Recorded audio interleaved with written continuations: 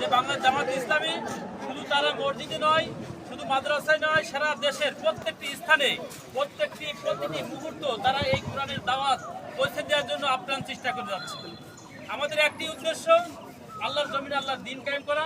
সে যেভাবেই হোক, খেলোয়াড়দের মাধ্যমে হোক, বা একজন ইমামের মাধ্যমে হোক, একজন শিক্ষকের মাধ্যমে হোক, একজন বিশ্ববিদ্যালয়ের টিচারের মাধ্যমে হোক, একটি স্কুলের ছাত্রদের মাধ্যমে হোক, স্কুলের শিক্ষকদের মাধ্যমে হোক, একটি ক্রীড়ামন্ত্রী ভাইদের মাধ্যমে হোক, যে কোনো মাধ্যমে হোক, আমাদের একটি উদ্দেশ্য আল্লাহর জমিনে আল্লাহর দিন কায়েম করা।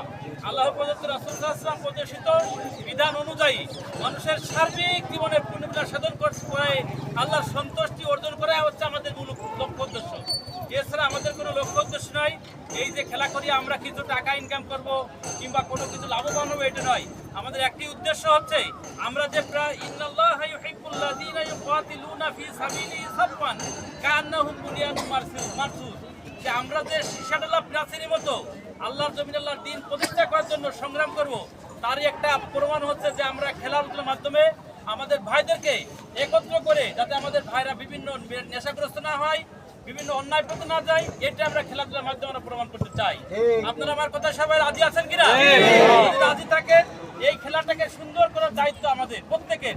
আমরা কোনো ভাই আমরা এক করে ভাই যে আয়াতটা আমি তেলাওয়াত করেছি, যে আমরা ভাই হয়ে কাতারবন্দি হয়ে নিজেদের খেলাটা মনে করে কোনো অন্যায় উপকর্ম বা মারামারি জ্ঞানজাম কথা কাটাকাটি আমরা করবো না।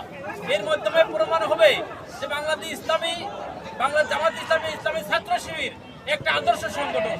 এই খেলার মাধ্যমে ফুটে উঠবে, এই খেলার ঐতিহ্যের মাধ্যমে সেটা প্রমাণ হবে। আমার কথা ঠিক কিনা আপনারা বলুন। সম্মানিত উপস্থিতি, আমি সকলকে আপনাদের এই খেলায় শেষ করার জন্য একটা শেষ পর্যন্ত, আজ শুরু থেকে শেষ না হওয়া পর্যন্ত যারা খেলা করাবেন আর যারা করবেন, সকলেই ভাই হয়ে সুন্দরভাবে এই খেলাটা সমাপ্ত করতে পারি। আল্লাহ রাব্বুল আলামিন সেই তৌফিক দান করুন। আসসালামু আলাইকুম ওয়া রাহমাতুল্লাহ।